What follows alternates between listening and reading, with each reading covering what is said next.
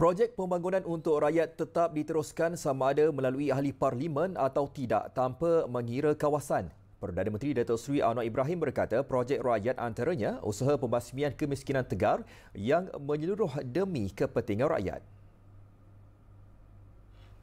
Soal peruntukan saya tegaskan semula. Sama ada melalui ahli parlimen atau tidak, projek rakyat diteruskan.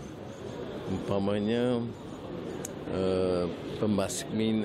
pembasmian kemiskinan tegar itu menyeluruh tanpa mengira kawasan.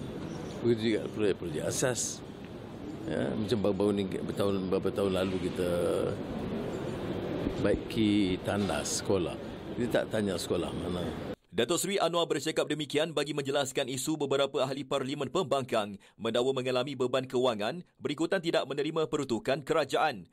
Beliau menegaskan supaya ahli parlimen pembangkang tidak memberi gambaran seolah-olah menghadapi kehidupan yang terlalu sukar kepada rakyat. Allowance sidang, allowance mesyuarat Datuk Kuasa Parlimen, allowance perjalanan. Jadi keseluruhannya lebih daripada 30 dan sehingga 40. Ada yang lebih sikit kalau dia duduk jauh.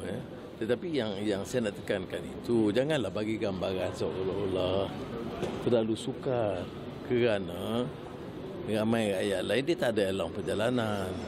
Beliau berkata demikian kepada media selepas menghadiri program Ihya Ramadan anjuran Kementerian Belia dan Sukan KBS di Putrajaya.